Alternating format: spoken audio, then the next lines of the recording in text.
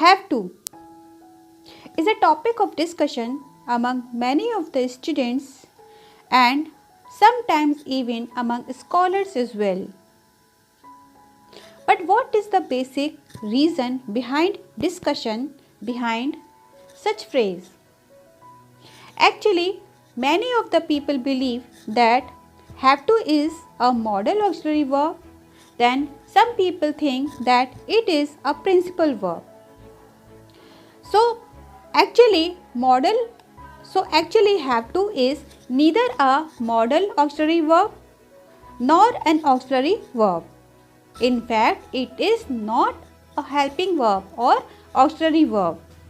It is a principal verb or main verb. So why the people get confused behind using this word or this phrase, have to? Actually, for our convenience, many of the grammarians have listed it with modal auxiliary verbs because it is somewhere compared with the use of must. As must shows obligations, have to also shows obligations. But there is a difference between these obligations. Obligations, showing obligation means to do something by force, by external force or by internal force.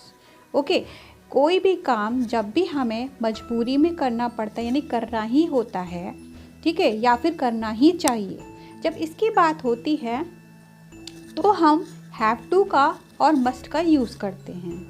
तो इन दोनों में difference क्या है? Actually have to talks about the actions that we have to do by force. We are having a compulsion of doing those works. So when we are having a compulsion of doing any work, we will use have to, because those obligations are external. बाहरी force से हमको जब मजबूर किया जा रहा है किसी काम को करने के लिए, तो ऐसी कंडीशन में हैव टू का यूज़ करते हैं. I have to attend my office daily. I have to go to school daily. हमारा मन नहीं है स्कूल जाने का, लेकिन हमें जाना ही है. हमारा मन नहीं है ऑफिस जाने का, लेकिन हमें जाना ही है.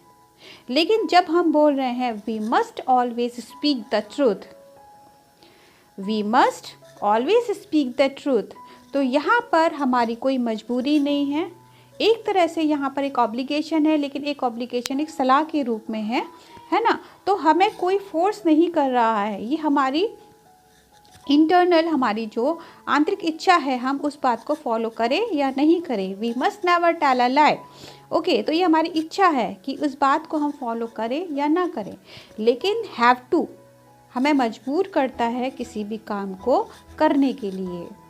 ठीक है. I have to attend my meeting every Saturday.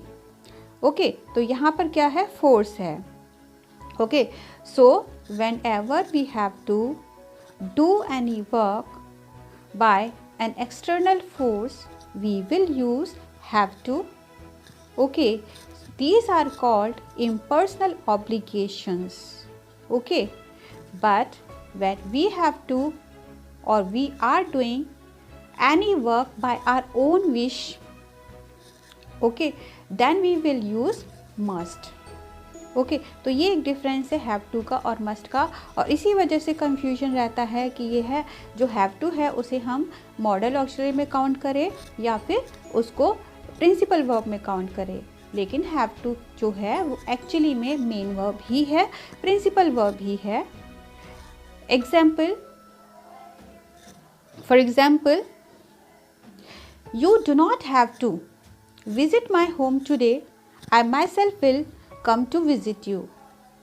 Okay, she did not have to go to school yesterday. I will have to leave for Mumbai tomorrow for my office work.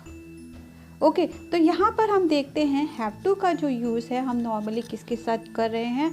Do के साथ कर रहे हैं, डस के साथ कर रहे हैं, विल के साथ कर रहे हैं.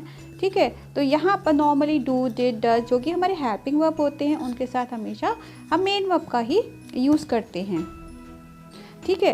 तो have to can be used in present tense, past tense and future tense as well.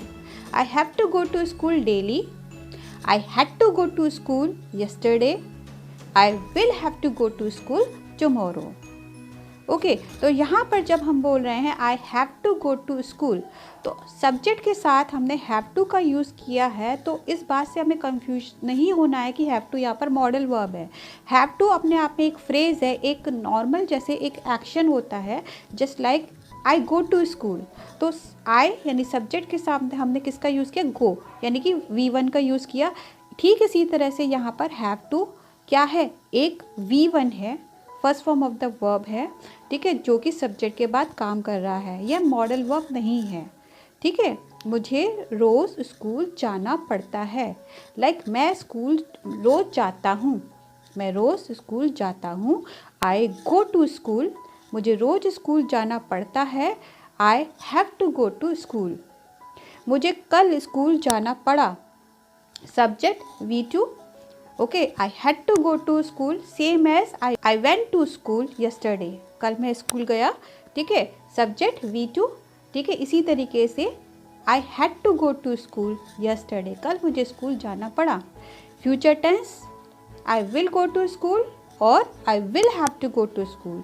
तो यहाँ पर हम देखते हैं सब्जेक्ट के बाद वर्ब का यूज़ होता है, तो इसी तरीके से हैव टू का यूज़ हो रहा है प्रेजेंट फॉर्म में, पास्ट टेंस में एंड फ्यूचर टेंस में, ठीक है। तो इस बात से बिल्कुल आप कंफ्यूज ना हो कि हैव टू एक मॉडल ऑक्सिलरी वर्ब है, नहीं, ये एक प्रिंसिपल वर्ब या फिर मेन वर्ब का ही काम कर रहा है, ठीक है। So I hope now you will not get confused while using have to, and you will not get confused that it is a semi modal verb or a modal verb or a main verb. Okay आपको बस अब यही ध्यान रखना है कि जो have to होता है वो प्रिंसिपल वर्ब होता है और मेन वर्ब ही होता है, ठीक है। बुक्स में अगर आपको कहीं दिखे तो वो आपको एक अपने कन्वीनियंस के लिए समझने के लिए उसे रख दिया गया है, उसमें लिस्ट कर दिया गया है, पर वो सेमी मॉडल वर्ब या मॉडल वर्ब नहीं है, okay. So meet you soon with my next chapter in my next session. Till then, goodbye. Happy learning.